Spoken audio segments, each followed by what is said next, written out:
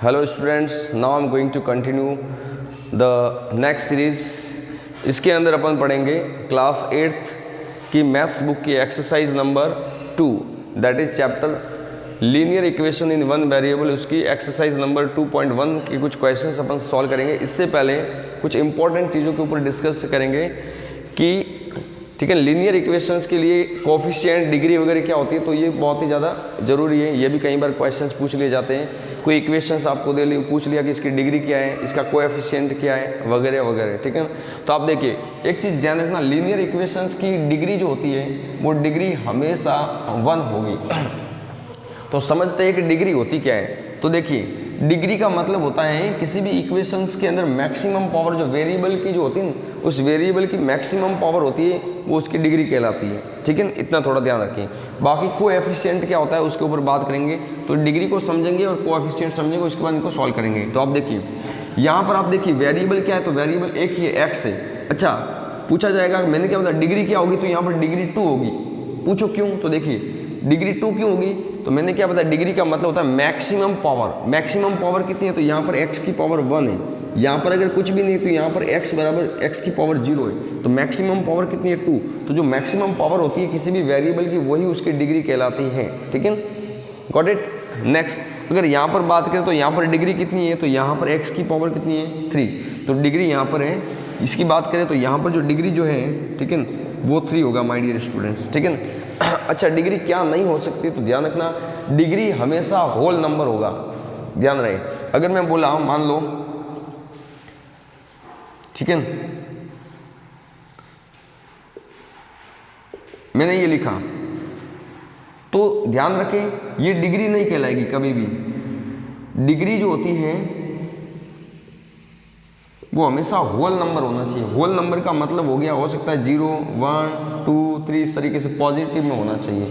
वो कभी भी डिग्री कभी भी नेगेटिव में नहीं हो सकती। पावर कभी भी नेगेटिव वाले को डिग्री अपन नहीं लेंगे।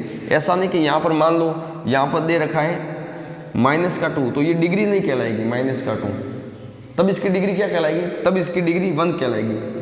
ठीक है ना, क्योंकि होल नंबर में ही डिग्री होती है। कभी भी नेगेटिव और कभी भी अंडर रूट वाले नंबर कभी भी डिग्री के अंदर कंसीडर नहीं किया जाता। ये इंपॉर्टेंट चीज़ थी जो मुझे आपको बतानी थी। आई होप कि आपको समझ में आ गया होगा जो मैं बता रहा हूँ। अच्छा, बात करते हैं आगे, कोएफिशिएंट की बात करते हैं। ठीक है, तो देखिए कोएफिशिएंट की बात करें ना, तो डिग्री तो एक ही होती है, कोएफिशिएंट अलग अलग होते हैं। किसी भी इक्वेशंस की डिग्री जो होती है वो एक ही होती है, कोएफिशिएंट है वो अलग अलग होता है। तो अपन बात करते हैं देखिए कोएफिशिएंट की। इस इक्वेशंस की बात करें तो इसमें डिग्री तो मैंने आपको बताया 2 थी। देखिए कोएफिशिएंट की बात करें तो आप देखिए, अगर मैं कोएफिशिएंट पूछूं कि x² का कोएफिशिएंट कितना है, x² का कोएफिशिएंट कितना है, तो यहाँ पर x² का कोएफिशिएंट हो जाएगा 2। कहने का मतलब x² के साथ में जो कांस्टेंट नंबर होता है वही उसका कोएफिशिएंट कहलाता है। इसी तरीके से मैंने पूछा कि x की पावर 1 यानी कि x का कोएफिशिएंट कितना है, तो x के साथ में जो इसका मल्टीप्लाई में नंबर होता है वो इसका कोएफिशिएंट कहलाएगा 3। ठीक है ना।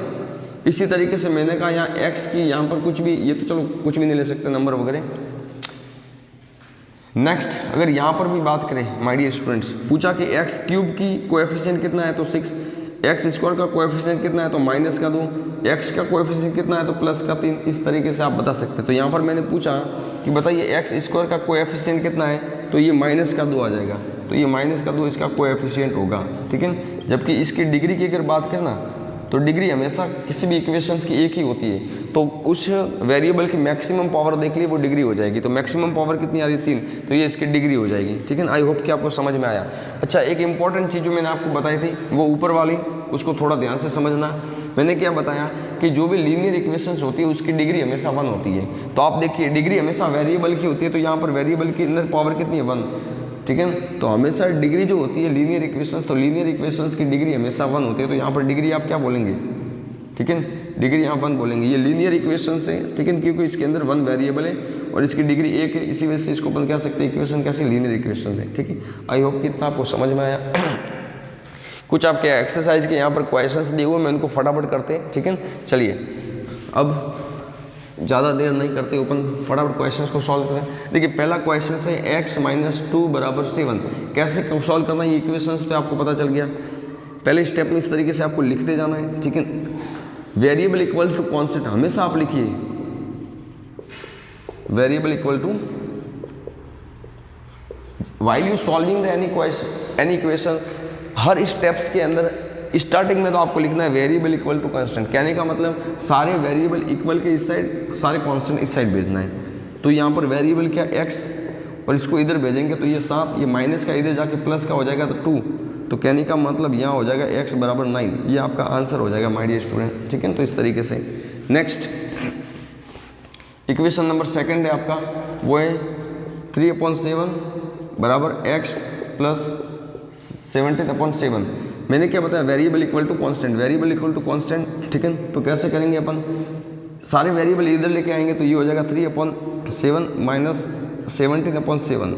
इस वेरिएबल को इधर ही रखेंगे, मैंने इसको प्लस वाले को इधर लाया तो माइनस का हो जाएगा ये। ठीक है, अब देखिए यहाँ का एलसीएम लेंगे तो इधर तो आएगा केवल 7 ही। ठीक है, क्योंकि 7 के टेबल में 7 1 टाइम 1 को इधर से, तो ये हो जाएगा 3 minus 17 is equals to x हो जाएगा। ठीक है, अब आगे आप सॉल्व करेंगे तो देखिए 17 में से 3 गया तो कितना आ जाएगा, माइनस का 14, तो ये हो जाएगा माइनस का 14/7 बराबर x।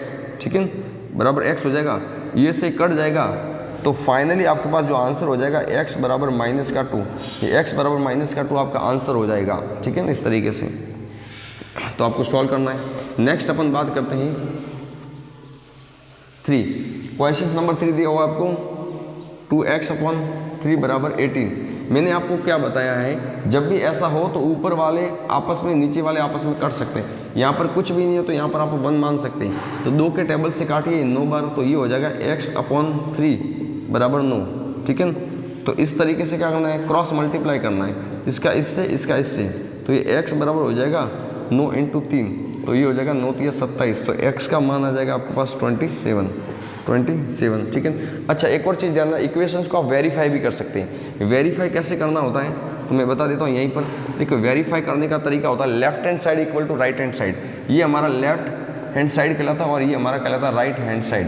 हमेशा लेफ्ट हैंड साइड और राइट हैंड साइड हमेशा इक्वल आना चाहिए। तो आप देख सकते हैं यहाँ पर इक्वेशंस थे आपके पास 2x/3 बराबर का 18, तो यहाँ पर है ना, यहाँ पर 18 है तो यहाँ पर भी 18 आना चाहिए। तो x की वैल्यू 27 है तो यहाँ पर रखेंगे 2 × 27/3। आप काटिए, 3 के टेबल से काटा, 9/9 का 2 से किया 18, तो 18 = 18। Left hand side equal to right hand side, इसका मतलब कि हमारा जो x का वैल्यू है 27 एकदम राइट है। ठीक है, चलिए अपन आगे बढ़ते हैं फटाफट। नेक्स्ट है 4th क्वेश्चन आपको दे रखा है इज इक्वल्स टू y/1.5। तो इसका क्रॉस मल्टीप्लाई करना, इसका इससे, इसका इससे, तो y बराबर हो जाएगा 1.6 × 15। ठीक है, तो आपको क्या करना है, तो 16 का देखिए, 16 का मल्टीप्लाई करना इससे, तो पहले आप पॉइंट को भूल जाइए, पॉइंट लगाना भी है। तो 16 का 10 से कीजिए। ठीक है, 16 का 10 से किया 160 के अंदर 16 और ऐड कर दीजिए, 16 × 5 = 80, उसका 5 से कीजिए, 16 × 5 = 80, तो ये हो जाएगा, कितना हो जाएगा, 240 हो जाएगा। माय डियर स्टूडेंट 240, लेकिन यहाँ पर आपको पॉइंट भी लगाना पड़ेगा। पॉइंट के बाद 1 डिजिट, पॉइंट के बाद 1 डिजिट, तो ये टोटल 2 डिजिट लगा देना है। ठीक है, तो 1 to 2 डिजिट के बाद पॉइंट आ जाएगा, तो ये आपका आंसर हो जाएगा y बराबर हो जाएगा 2.4। ठीक है, y बराबर 2.4 ये आपका आंसर आ जाएगा। ठीक है ना, तो इस तरीके से आपको करना है। नेक्स्ट है 7x - 9 इज इक्वल्स टू 16। तो कैसे करेंगे, variable equal to constant, variable equal to constant, तो सारे वेरिएबल एक साइड करना है, तो वेरिएबल हो जाएगा 7x, इस इधर आएगा 16 माइनस का 9 इधर जाके हो जाएगा प्लस का। ठीक है ना, तो ये 7x एज इट इज़, और ये कितना हो जाएगा 25। तो आप देखिए x is equals to 7। My dear students यही आपका आंसर आ जाएगा। अब इसको आगे सॉल्व करेंगे तो पॉइंट में आएगा, ये इतना करोगे आपका सफिशिएंट है, ये आपका करेक्ट आंसर है। ठीक है, तो आई होप कि आपको कुछ इक्वेशंस मैंने लिए एक्सरसाइज के, आपके चैप्टर्स के, आपको समझ में आया होगा। ठीक है, इस वीडियो को बार बार पॉज करते हुए देखना है। ठीक है, 2x पर देख सकते हो वगैरह। ठीक है, और बस समझते रहिए, और थैंक यू सो मच। जय हिंद, keep watching, take care, bye bye, thank you so much.